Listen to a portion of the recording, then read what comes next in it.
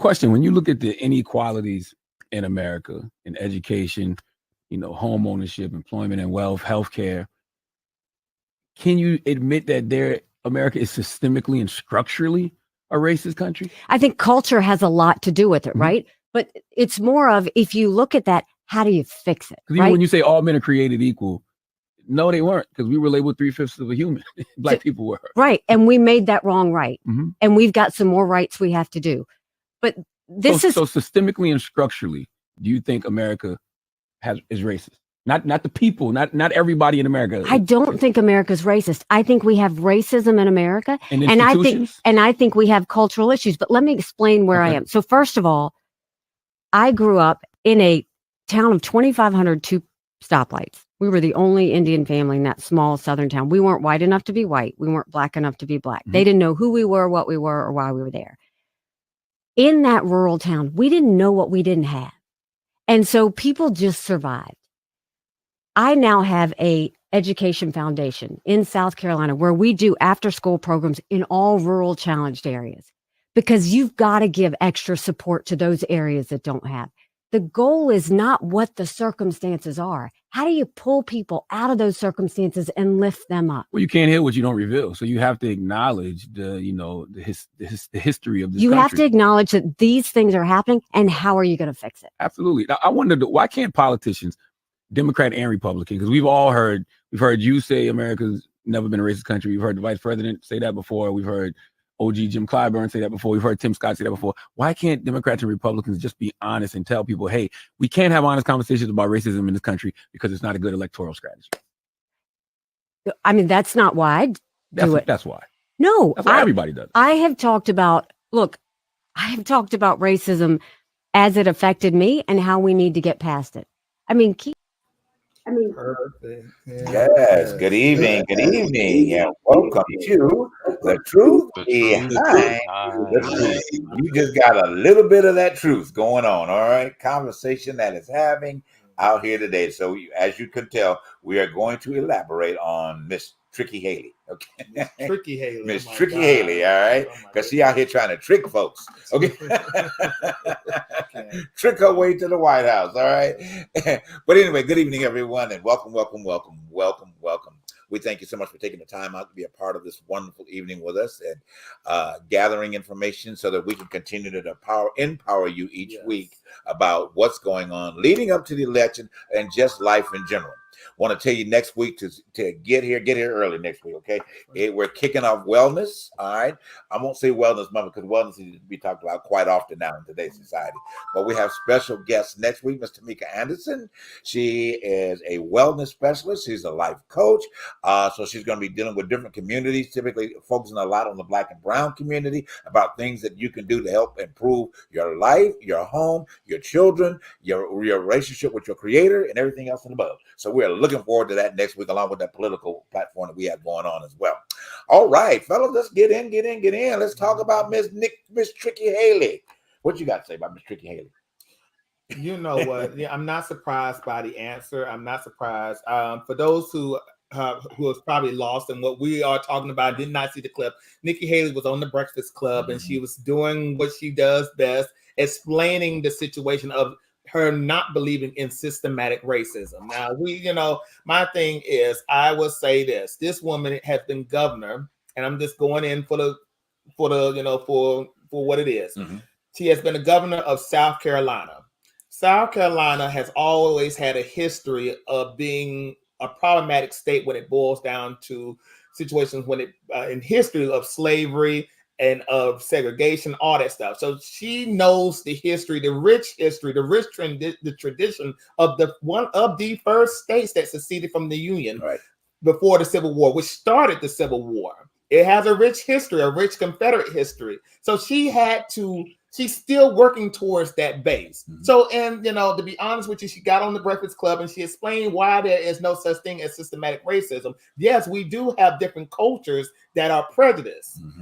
But the way she explained it was so problematic, and the fact that there was nobody to correct her or to combat what she was saying made it even worse. And if you don't know the Breakfast Club is more of an urban hip hop R&B station that has urban listeners, young listeners who are what voters, what we need to vote. We need young voters. They are of your independent voters. They are of the new vote. But to be honest with you, it was a very problematic situation because there was nobody there to educate her or to make her understand that there is a systematic situation when it boils down to racism. Okay. Yes, I think we should get past it, but we need to understand there is a history in it, and there is systems there that is knee deep in it that keeps certain people out and certain people in. Okay. And that's all I got to say on it. But yes, it was a bad look, not only for Nikki Haley, but for the Breakfast Club. Okay, great. Sandy? Yes. Well, I don't know. She's delusional. You know, this is a woman that wants to be president, and I'm glad she's chipping away at Trump and giving him troubles. But, you know, that's the whole problem, to say something doesn't exist. You've got 40% of the country that is outright racist. So, you know, if there were 4 people in the country, then I think you could say, okay, the country's not racist. But when, you know, 40% of the country doesn't want something, and they don't want black, they don't want Jews, they don't want gays, they don't want lesbians, they don't want, you know, they don't want trans, they don't want, then we have racism, and we're a racist country, and we're going to be that way until everybody decides to love and accept everybody else for who they are and what they are, and just go, I'm good with you, man. Right. I agree. I totally agree. Darnell? I just say everything she said up and say just seemed to be like one. I think it comes from her mind, her world, and what she feels it is. Because I don't think she actually see things for what they actually are. I think she see it from. She's still, when she say things like she was saying, "Oh, well, I came from." You're going off of an experience from a family who is a Indian descent, or whatever the case may be. So you can't speak for all people. You can only speak for just you, your family, and how you felt in this small place. You know, I think that she lives in a pretty delusional world, like a majority of those politicians do. I think that she's another Trump in the making, and that's it. Right. Okay. Charles? Here we go. All right, so I kind of get what she's saying, because at the end of that clip, we didn't get a chance to see the whole thing. She says she don't want children to believe that the country's racist. Right. And she don't want to expose them to it because she feels like it'll corrupt them from the beginning. But one thing I've learned about children is they would prefer to have the truth versus the fairy tale, because you tell them it's Santa Claus and they find out later it isn't, and they're mad at you for lying to them for all these years. Right. Because like, you could just tell me the truth. Why are you lying to me? So, you know, we have to consider the fact that she changed her name. She doesn't have that much pride in her heritage. She changed the name from what it originally was, so she would seem more white. Same with Ted Cruz. He changed his name. He won't go by his birth and given name. So, you know, this thing is sort of awkward because, as we were talking in our production meeting, the MAGA crew, and this happens all the time, the blacks for Trump got in the MAGA broadcast, and they got thrown out because the guy didn't want them in there voicing their opinions. And it happens to black folks every time they do this Trump thing. They get in there and they think they're with the group, and then they get kicked out and go, well, why me? You know why. They don't want you there in the first place. So why are you so shocked that this is how it happens? You know, just like 50 Cent says, why this $54 million program up in New York is for Trump, which makes us think, why not Trump? Well, 50, you should do more research and understand how that actually works. Right. Because you're not getting all the details. Right. You're not privy to what is actually going on. And if you get the details, and we know 50 likes to stir up trouble. He likes to be messy. But in a situation like this, when you have a platform as large as his, you can't throw just anything out there and just go figure it out. Exactly. You know what? Do anybody know of John C. Calhoun? Yes. Do anybody know the politician John C. Calhoun? He was a statesman from South Carolina. He was considered one of the most racist statesmen from South Carolina. And he was the one who wanted slavery to be still an institution within the United States of America. Most racists, most Confederate racists loved the platform that John C. Calhoun stood for. And he is celebrated in the state that she was governor, Right. South Carolina. Right. So I'm saying what she is saying and what she is explaining is delusional because she knows of that rich heritage. She knows of that rich Well, I culture. wouldn't say rich. It is a rich culture. Well, what I mean, It is. In South Carolina, because of the fact that they had to remove those Confederate statues, because they were one of they were combating that to the hilt. Because they got rid of the Confederate statues, they got rid of the slave monuments there, the slave auction block. So because of that situation, they want to get rid of the situation that they held highly as an institution for states' rights. But what I'm saying is, you cannot sit there and tell me that I don't believe in systematic racism when you had parents who couldn't find a job in a PWI college but had to go to an HBCU college.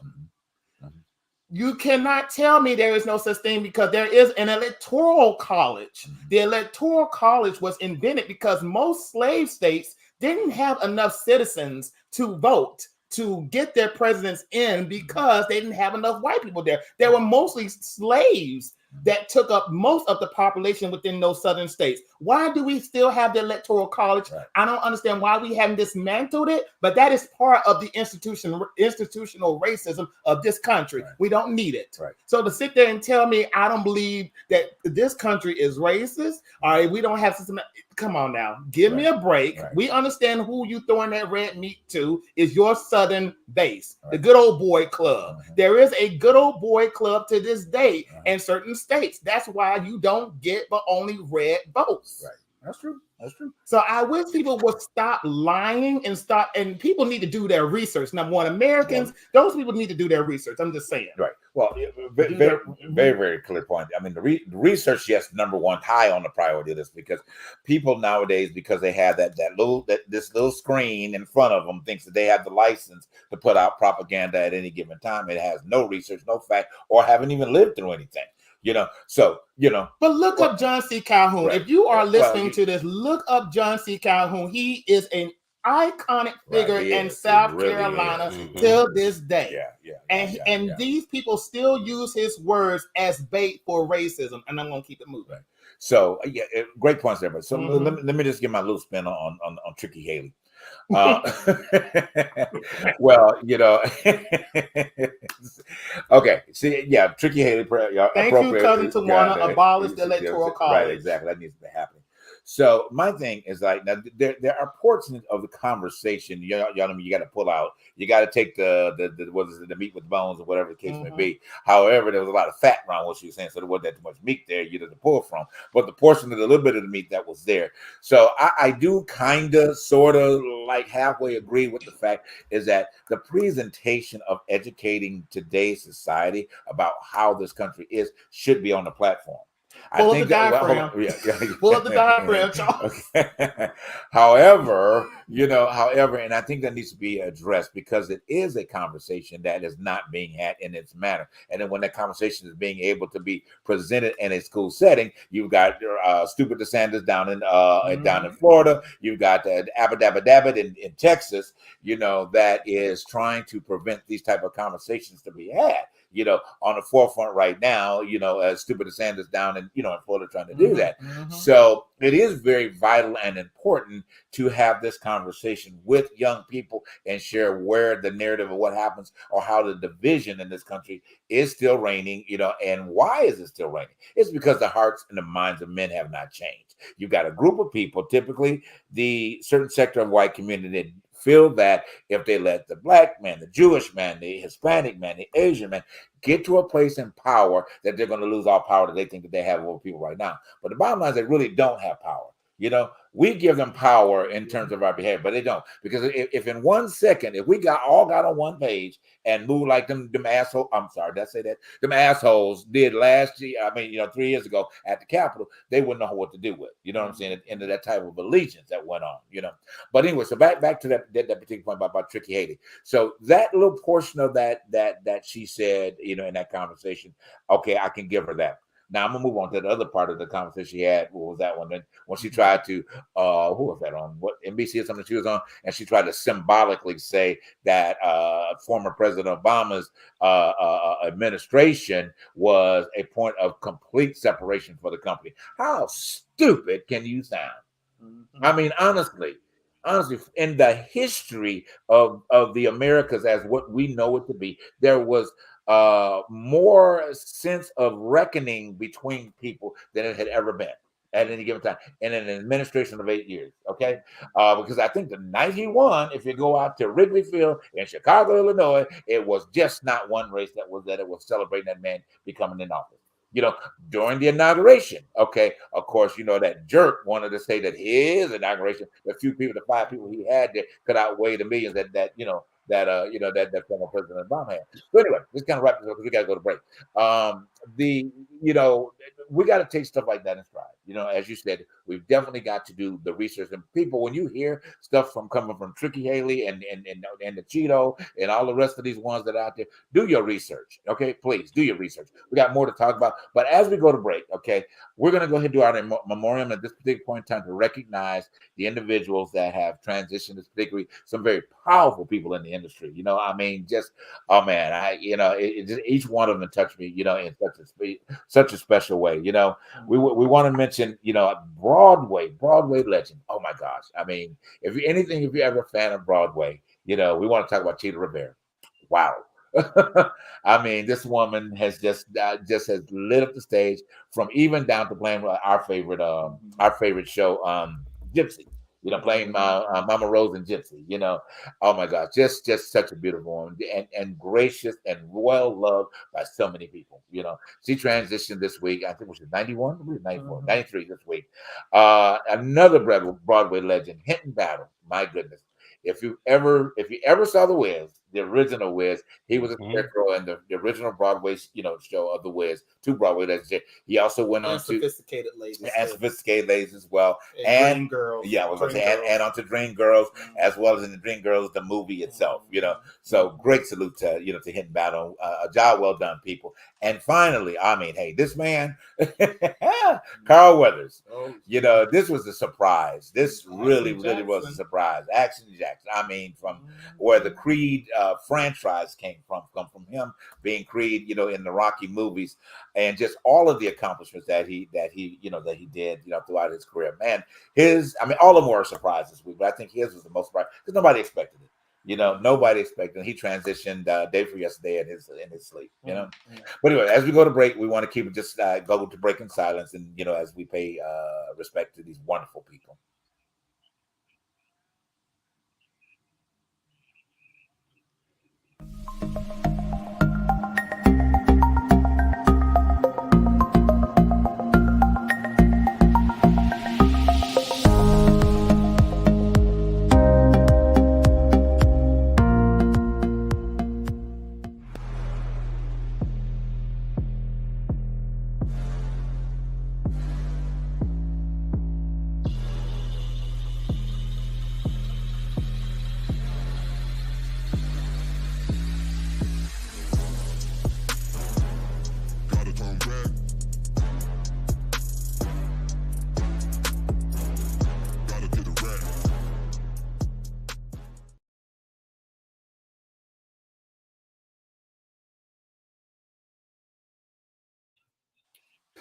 All right, and we are back, guys. Thank you so much for tuning in to the Truth Behind the Truth, and I hope that you had a moment to send, you know, your well wishes to the universe on behalf of those great people. All right, let's go ahead and dig in. I think we're gonna talk about Mr. Tyrese next, you know, and his antics.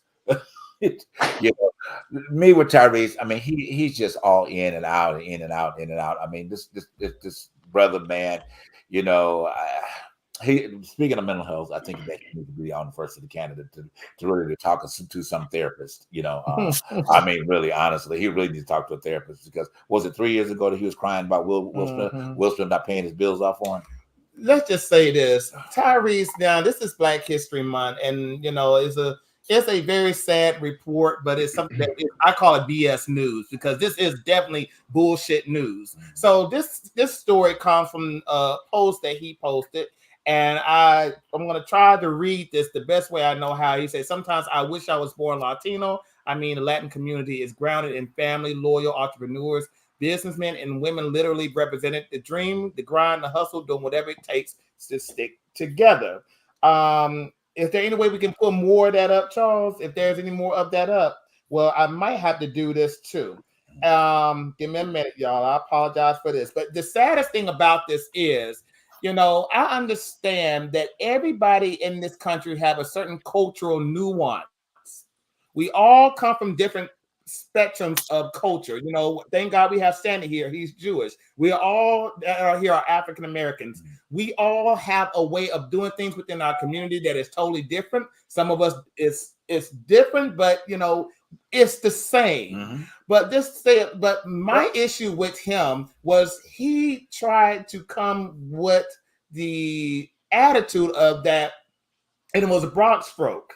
I'm not going to discount what he said because there are some things I have issue with within the African American community, and there is a certain tribe within this community that is problematic. Okay. But you know what? Mainstream loves to go with problematic because it sells whatever agenda that they're trying to sell. Right. But my thing is with this information that he gave out about we're not together, we love to move on traumatic situation, drama. Don't broad stroke. Stop broad stroking a whole community. I come from a family. Yes, we have our issues, but to be honest with you, it's different from what the media likes to portray. Yeah. But everybody has these issues within their own communities. Why is it that you're preaching to us, but you should have said it's a human situation, it's a human crisis. It's a mental illness crisis that is going on. Stop making it more of a Black issue and make it a human issue. That's my grief with it. But go ahead, whoever want to take this up. Go ahead, Darnell. Well, let's just go back to like I was saying earlier. I feel like when he was speaking, I don't think people have time to sit back and just pick. Oh well, my family is this, but this is what. Because then it gets to a place that becomes entirely too much. You open up a whole nother Pandora's box. I think he was just speaking on a broad spectrum, just saying the culture period, and people turn as we always do. Because I can speak for my people. We always go up in arms about stuff or whatever the case may be because they say hit dog will holler. And I don't see anything wrong with the factor of it because when it comes down to it, a lot of us we do not actually support each other the way that we should. We don't. I mean, that's just that. We don't support each other. And then we might support each other while we're the small person. But once we turn around and you see that person start to elevating and getting to a place, guess what? Now you go into the factor of, oh, he think he better than Westtown, or oh, she think she doing this. Or you get a new house. Oh, do you see that little house? Not giving the credit, because that's just how we do. And then we'll say, well, you know, that's how we've been conditioned to be that way. Guess what? You can uncondition yourself to be that way too, but you yet still choose to be that way. So I say again, I don't see anything wrong with what he said. That's just me. Right. Well, go ahead, Charles. I'll make my point to conclude. Let me read this before you go, Charles. He said this. If us as a Black culture was more grounded in these integral, magical nuances of us, we would be dominant. I've learned a lot from the Jewish community, sticking together, eating dinner every Friday together. I've learned a lot about the Muslim community through all my travels in the Middle East. They have a father structure where they honor their fathers in the Middle East. The thinking and the mentality is what we should rather have. A son over a daughter, because they know that there is nothing like the leadership of a father and a man being the head of the household. One more thing, and I'm going to let this go. I have no idea how we lost our way. We can't get anything done and accomplish as a fragmented culture, insecure, threatened by each other, competitive towards our own race, killing ourselves every single day over frivolous things. The majority of us as Black men and millions are locked up in prison. The thing about that is I can agree. I can agree with it to a certain extent, but I wish it was not only a Black thing, but a human thing. Charles, go ahead. I agree with him too. But this is the thing about that, and I get it, because we always say, why don't people get over it? Breaking generational curses is not as easy as it may seem. And being that this is Mental Health Awareness Month, let's just stick with it. I'm a mental wellness person. I've been going through therapy for a few years now, dealing with my issues from growing up in Chicago, my issues from being in the military, surviving a plane crash on my ship, to I've been through some stuff. So when people used to tell me, man, just suck it up. So I thought for a long time I was sucking it up till one day I broke. And I had to go seek help. And it was like, you've been going through this for a while. This isn't just happening. You've been dealing, you've been coping. And most times, like most people, I drank a lot. I thought that was just numbing it, but it wasn't numbing it. It was just putting a Band-Aid on a knife wound. And too many people think that you just get over things. You don't just get, if that was the case, racism would be gone. Right. You can't just change things because you say you want to change them. The thing is, we have to want to change, and we have to accept change. And too many people aren't. I don't take it as doing something tremendous because I went to seek help. I take it as I finally saw something was wrong with me. I needed some help. I had no one but me. So when you get to that point that you feel like you're not you, that commercial says it best. You hold up the smiley face. And you hide behind it. Right. Maybe it's the life of the party, but they don't see me when I go home and get drunk and fall asleep in the bed with my clothes on because I'm out of it. They don't see none of that. So you just think that someone can just, I hear what right. you're saying, Charles. So I want to take this a little shift in. So Sandy, kind of elaborate the audience and us really, I think how and we can all tie this together at different points. So, and with all of the anti-Semitism that is always on a regular basis coming at the Jewish community and things, how do you, or I mean, maybe your brother and sister or your family, or even maybe just take a minute to say that the beauty how your dad navigated through things, being the icon that he has, that he was in the Hollywood arena, how did he teach you guys, in that sector about, because it was, I mean, just as prevalent then as it is now, at the end of the day. So kind of share that with us real quick. Well, before I get into that, Charles, thank you for sharing. Bringing something out and talking about it and saying, hey, this happened to me. This is where I'm at. I sought help or counseling or conversation or whatever. Then it lets somebody else out there know, hey, it's okay to talk about it and say, I might have a problem. It's okay to talk to someone. It's okay to look for help. Right. So I think one of the problems that starts, and Charles mentioned earlier about kids, about racism with kids. We don't want to, Nikki Haley says, well, we don't want to teach our kids racism. We don't teach our kids racism. Kids don't have racism. They get it from home and bring it to school because that's where they're learning it. If you took, there's from years ago, there's a picture of in a hospital of a black baby and a white baby, and they're in the incubator and they're holding each other. They don't know anything about racism. They just know about companionship, and they're supporting one another. So it's not until we educate them to hate or to dislike or to be mad at or to be jealous or to be anything else that the problems start. So it's not that we don't want to talk to our kids about racism. We're the ones the parents are the ones that are sending them to school and turning them into racists. Absolutely. So when you talk about the other questions that you asked me, and Charles, thank you very much for sharing, because for those who are watching us, we don't know each other except for this hour a week that we spend together here.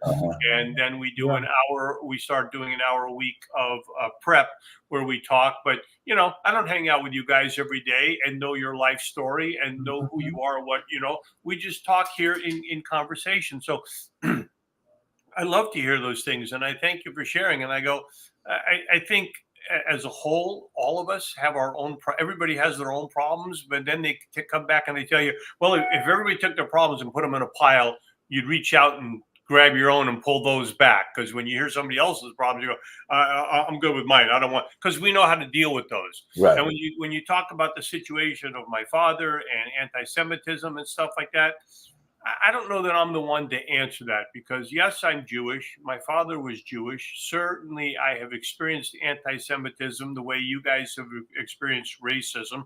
I don't compare the two; they're very different, but they're both horrendous.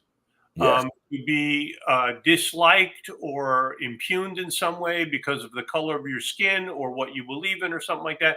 But I also can't be, and I don't want to call it white privilege, but people loved my father, and being around him, he was like the Pillsbury Doughboy. People would go buddy, and they'd want to pinch his cheek, and they would hit him and want to grab his, and it was. And you think it's cute, but when you're the victim of that, everybody grabbing you and pinching on you, going, "Hey, get the fuck off of me!" Right. And I remember sitting at lunch with my dad on more occasions than I can count, and as a little kid, and my dad is sitting in the middle, and we would put him like in the booth, or they'd come across us to get to him.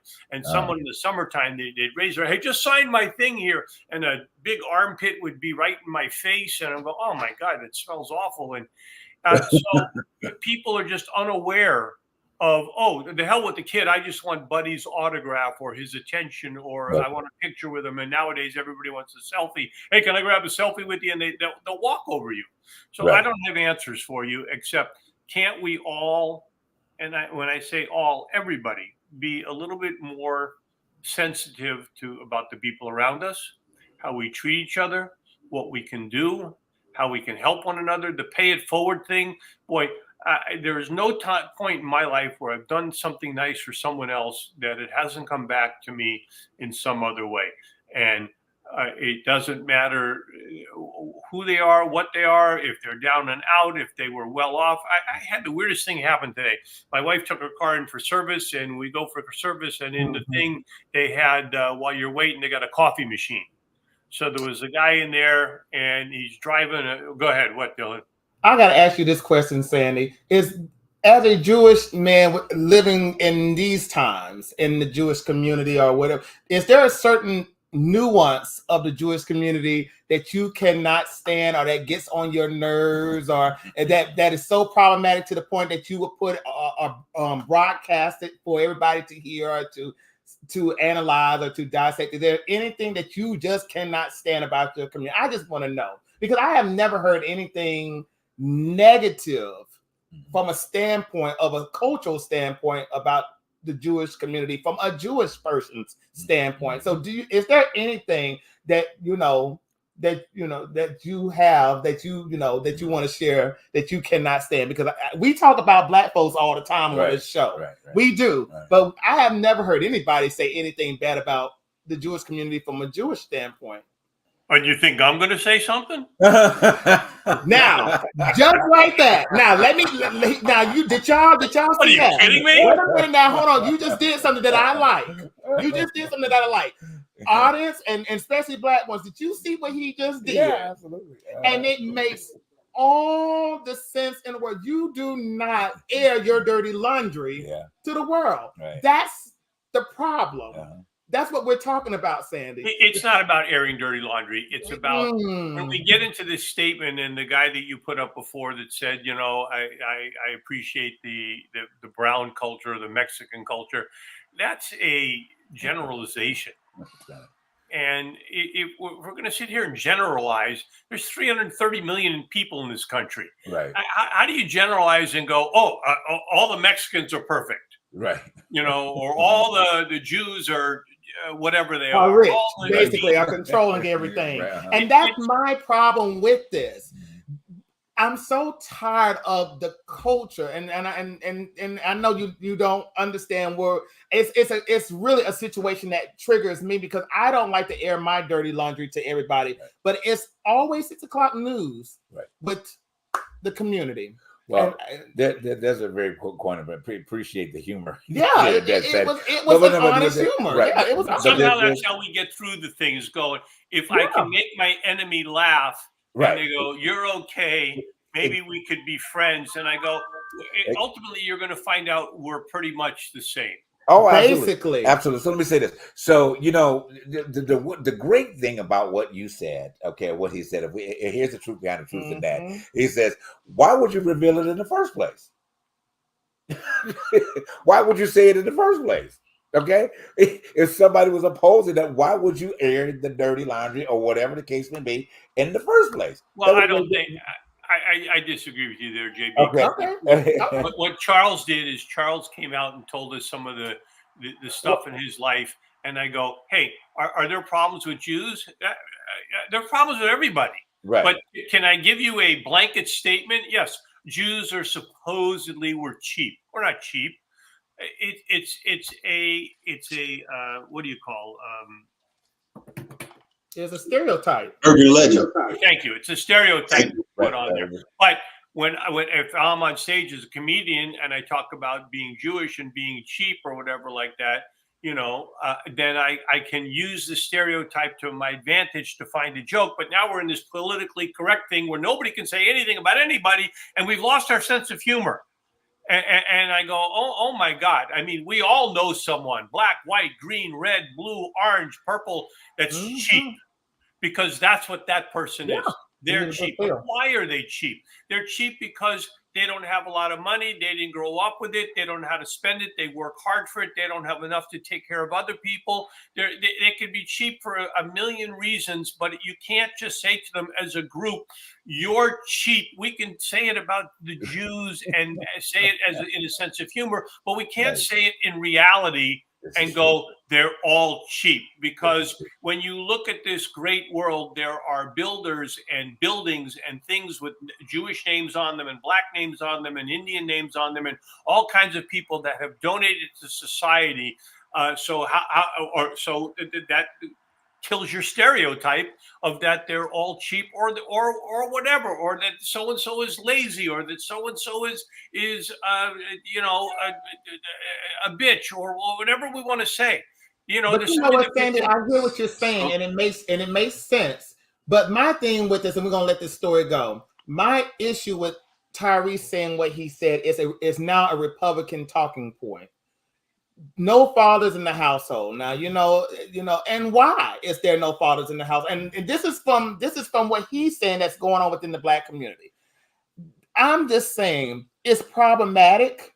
It's something that we don't need to air out, because that's a problem, that's an issue as a community that we need to discuss within the community. But to air it out for public consumption is so disrespectful. And it breaks the foundation of what it is that we are as a people, because we all didn't live in this world without fathers. There are fathers in the household, and I'm gonna let it go. But that is my issue: is a Republican talking point right now, and I think black folks need to be mindful of how. I think at any point that it's always going to be a political point. Yes, I mean, because they're going to you can use anything anybody says to that point.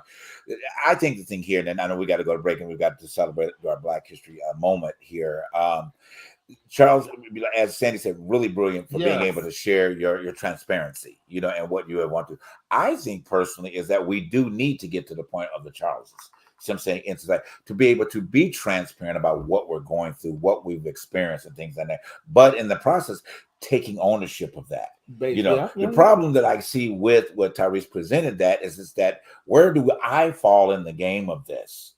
Rather than point. Because we can sit there all day long and point out things that are wrong with the community. We can point out, say that, the fatherless and all these type of things. And yes, that does need to be addressed. But as you stated, in an open forum, it doesn't do that. You've got to either going to come together with a group of people and say, I'm going to take charge for the community. I'm going to start teaching young men how to be fathers if they find themselves in that, how to be supportive. Number one is not getting involved in illicit relationships that you keep creating children when you don't need to be creating children. So let's start with that. You know what I'm saying? And then go for that particular teaching. And we know where that teaching should have been started. And my question I pose to that is this. So you're saying all these things and telling somebody to do all these one things or whatever the case may be.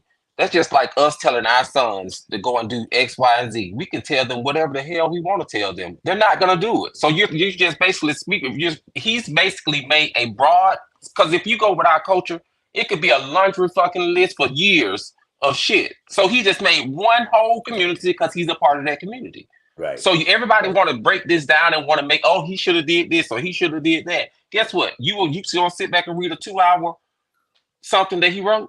Right. He just made a broad of our Maybe. community because he is a Right. part of the community. Right. He can't Right. speak for nothing else. He said he wished that our community was like this community, that community, this community, that community. He spoke the parts that he felt was great about that community that he wished that we could embrace in ours. Right. He didn't say that the people that in the community wasn't doing it. He just said he wished that our community as a whole could do those things. Right. And Well- we, as we always do, we turn around and we got to nitpick it and we got to turn it and we got to twist it because we're wicked like that. Well, that becomes a problematic situation, and I know that we cannot fully dissect that, in this conversation tonight, because one thing or one small portion opens up another doorway, and then we can step into and continue to having a conversation about it. So we're gonna table it, okay? For now, I think this is something that we can explore a little bit more next week when Tamika is here, because she will be able to have the answers in a more of a traumatic situation, because she deals with that and counseling people, in a wellness position, in the community and outside of the community, to get a better understanding or clarity about who they are. So we're gonna move on to talk about our Black History. Of course, guys, this is Black History Month. Each week, and maybe twice in that same week, we're gonna be celebrating people that are living. Okay, people that are thriving right now, people that we can make reference to, people that you can, if you wanted to, pick up the phone and call them and talk about their success. And this is one of the ways that, as you mentioned, Darnell, and going back to what's his name, Tyrese was saying, and all of that type of stuff. Gosh, I lost the thing where it was supposed to be. I'm sorry. With that, so this is the reason why we're taking the opportunity to go that way now. We want to celebrate people that are here, people that are accomplishing things right in the community that they live, in their homes and their families. These are people that are making history now, because each day you do something well, you're creating another level of history. But we want to take the opportunity right now to celebrate our brother, okay? And my cohort, my brother, I know his accomplishments. We're going to read a little bit about his bio and show a few of his pictures. But we really want to celebrate tonight my brother, and I'm going to call him Doctor. Dr. Atlanta's best kept secret, Charles McIntosh. Look right here. Charles McIntosh. Yes, Charles. Actor, director, executive producer, and writer. Born March 30th, 1961 in Chicago, Illinois. He has worked with the likes of Terrence Howard, Tyler Perry, and Arnold Schwarzenegger. He has also written for scores of television shows for cable TV, primetime TV shows. He has did a lot of community work as well. He has did some also a lot of influence on us. To be honest with you, I want to say this, Charles, and this is coming from the heart. Brother, you have been the greatest support for this foundation of Truth Behind the Truth. You have been there, you have did the work, you have tried and have been patient with us. And I would say you are Black history because you have made multiple changes, not only in your life in making strides, but in our lives as well. And we say, thank you, Charles McIntosh. You are Black history. Thank you. Thank you, Charles. And plus, y'all, Need some tissue. Somebody bring me some tissue, please. Wait a minute, Charles. One more thing. And also for the United States, he served in the Navy. Right, yes. So he is a veteran. Yes. That's that's history right that's there. history Black in history itself. right That there. is Black history. Right. But Absolutely. thank you. You are Black Absolutely. history. Go ahead, Charles, you can go to commercial if you want at this point.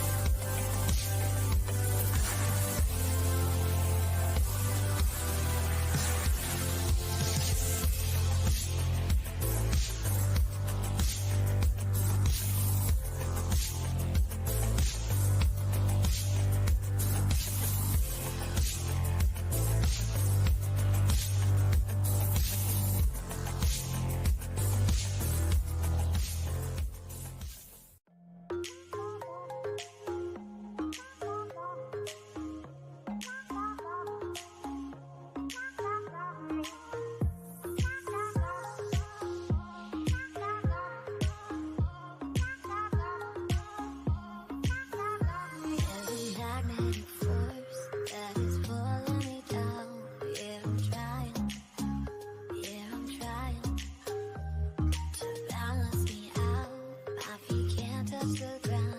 Yeah, I'm flying. Yeah,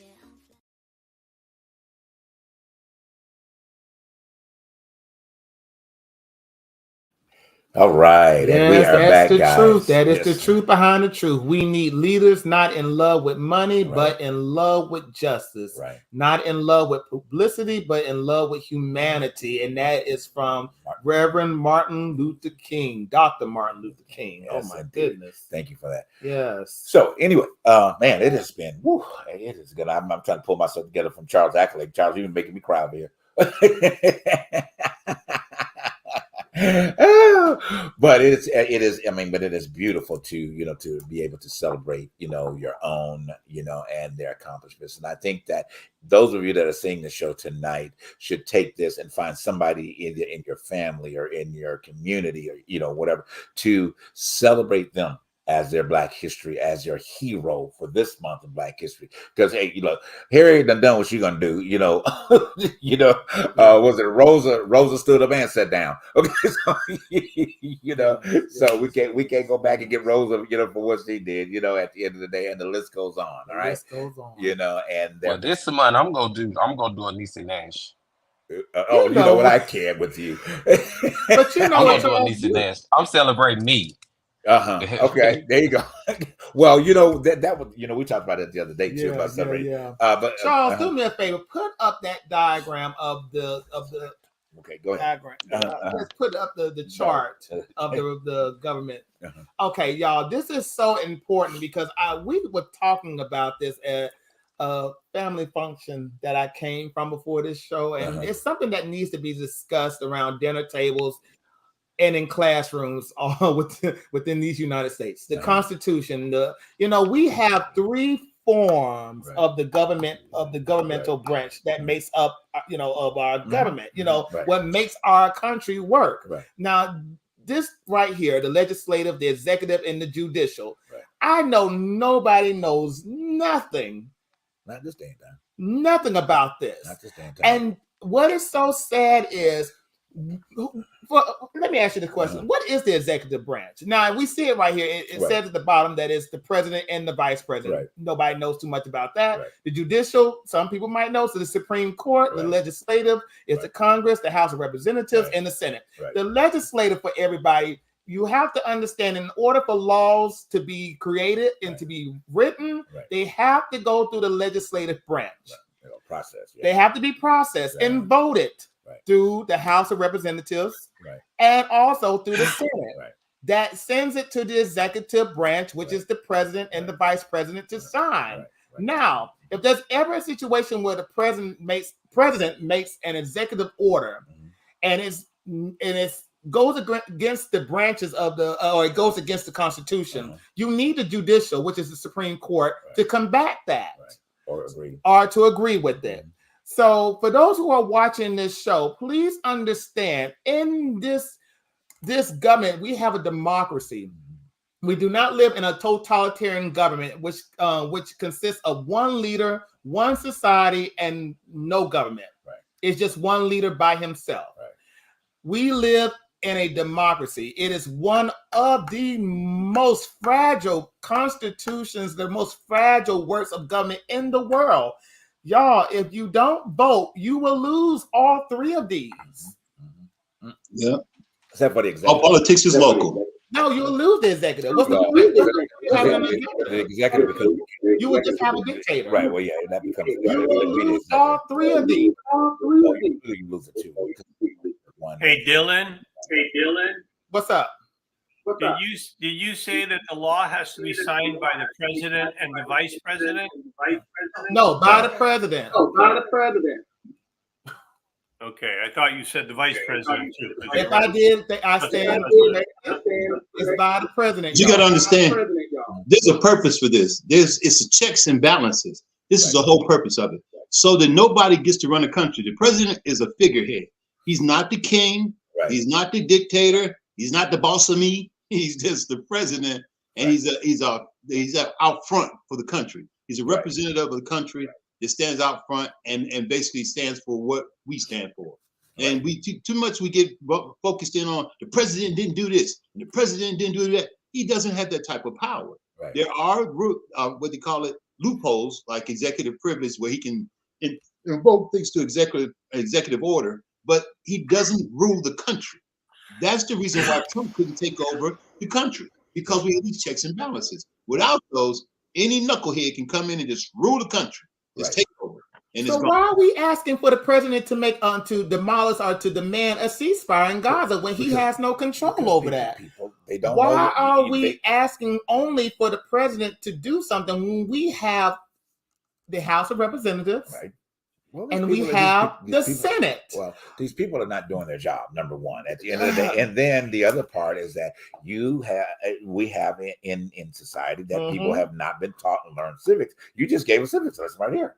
Okay, so anybody that watched the show, particularly, they can just take this segment and put it in front of their kids and let them understand what's going on, how they understand, or put it in front of the adults, because half the adults out here speaking the garbage they do don't understand this process. Sandy? You know, so Sandy- so therefore, we have just given a truth behind the truth history lesson that's on what right. needs to happen during Black History Month. Thank you, Black man.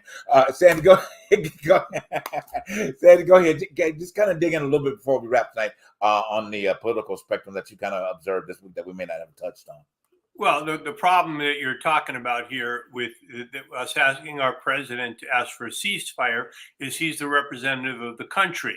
Right. So someone has to be the leader of the free world, which our guy is. In this case, it's Biden. Before it was Trump, but we want the responsibility of asking Israel to have a ceasefire. But Israel also can say, no, there will be no ceasefire. So, we can ask the president, but that's not up to Congress. The only thing Congress can do is say, we're not going to fund what the president wants to give you. Right. And then you're going to have to either accept that the ceasefire or not. But it's very political, and there's a lot of things. And of course, what we've learned about the Republicans lately is they don't give two shits about governing. All they want to do is gum up the works. Right. You know, so they don't care about what's right, what's wrong. As long as I'm in power and I can decide and make a law, I'm not here for that.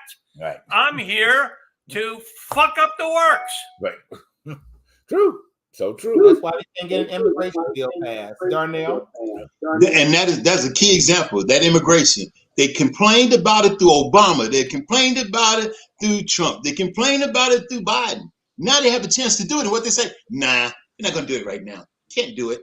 But wait a while. But you complained about how it wasn't done. Them, don't fix it. I want to fix it when I get there. I want to be able to blame Biden for something, but it's not going to work that way. Right. Go ahead, Darnell. You know what's crazy? If you remember, and I'm pretty sure they did the same thing when you was in school too, Dollar. In order to be able to graduate, you had to take government economics. Yeah, we did. Yeah, and now they don't even have it at all. Right. And I think if they had it, a lot of these kids would know that it was a chain of command. You have people in places to do this. That's why you have the government. Otherwise, it'll just be free for all. You just do what you want to do, how you want to do it. Or we will be in dictatorship.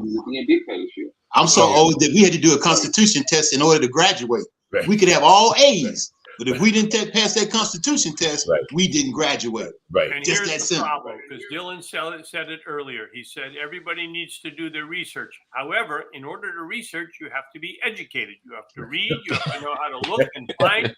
You have to know what the hell you're looking for to find. So unless we teach these kids what the hell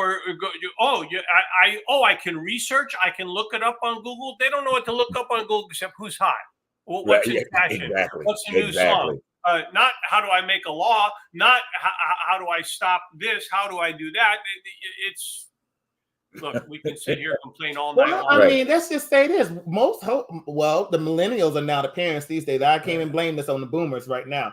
But the millennials, I feel like at the end of the day, if you're a parent, you should teach your children this at home. It should not be always on the school or on the teacher. It should be a thing within the house. It should be a conversation within the house. Dylan, what's the matter with you? You assume that the parents at home know what you're asking them to teach. What the hell's wrong with you? Why do you think they're not teaching it? They don't know it. You can't teach folks when you don't know. Well, you know, and I don't want to take. I love the humor that would make, but it's a very serious humor. Yeah, You know, in the it's midst of it. serious But humor, I will yeah. want to say this real quick. We'll go ahead. Right. You know, it is so disheartening. You speaking about the generation that our parents at this particular point in time. There was, and Charles, thank you for circling that around on Instagram this week from the African lady. You know what at her podcast, which I don't agree with, but you know, but her her perspective on things. But she brought to front a very sad story. Okay, and you know, I hate to bring it in, but it's kind of apropos of what we're talking about. She's a teacher, and she's only 22 years old. She's a ballet teacher. She's 22 years old, and she is so disheartened as to what she is seeing out of these children. Now, we ain't talking about teenagers. We're talking about these children, between 4, 6, and 9 years old. They're coming to school. I'm coming to her class, asking her to teach them how to do a pound town. Can in those of you who don't know what that is, look it up. Okay, that's a little bit of research for you to find out about that. What you are allowing to come through in the music genre that's coming through to these, and these kids are hearing this. They're hearing it from their parents. They want to hear how to ski wheat. Okay, this it's even too below the opportunity right here on this show to even talk about what that is. Okay, but it's coming from an artist named Nasty Red. Okay, it's coming from another called Megan Thee Stallion. Okay, it's coming from Mickey Minucci. Okay, and all of the rest of them that I'm being funny. You know I'm being funny about it because I can't stand it. I really can't. They know I can't. I didn't get into it tonight like I normally like to. Okay, but it's coming from them. And parents, you are allowing. Talk about this sexy red too much. That woman to send us a cease and right? desist. But your parents are allowing this to happen. You know, and you're responsible. Lastly, about this, so this young lady said that she brought she was reprimanding one of the kids in her class, and the child said, "I don't have to do what you tell me to do, and I don't like you." And it's kind of giving her all the third and everything. So the teacher called the parent in. The parent told the teacher, "Well, she must don't like what you telling her. That's why she told you that. She has the right to tell you what she want to tell you anytime she get ready, in front of the child, in front of the teacher." Okay, I know somebody that's in this room right now would have slapped somebody's teeth out their mouth if they would have said that to them. Okay, now be for real. So parents, at the end of the day, we're going to end it with this. Parents, at the end of the day, you got the damn responsibility to do what's going on. You're at fault for if Trump get back in office, which he ain't. But if he got back in office, it's your fault, okay? Because you have not educated your children. You have not educated your community. And number one, you have not educated yourself. But you got the opportunity to do it tonight. Go back, listen to this show, as we encourage you to do every week. We are here bringing you what? The truth behind the truth. All right? Y'all have a powerful night. Thank you for being here, Sandy. Good to see you. Darnell, Charles, much love to you again. Black History, we salute you. And we will see you next week with Miss Tamika Anderson. Have a good night, y'all. Bye.